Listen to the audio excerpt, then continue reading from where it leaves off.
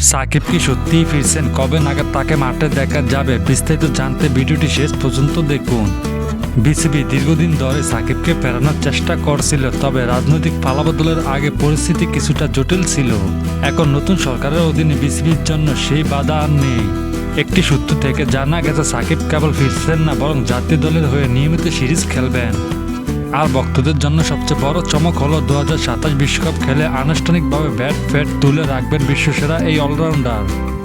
Cricket পাড়া এখন সবচেয়ে বড় খবর, অবশেষে ঘরের ছেলে ঘরেই ফিরছেন। দীর্ঘ প্রতীক্ষার পর সাকিব আল হাসান নিজেই দেশে ফেরার সবুজ সংকেত দিয়েছেন।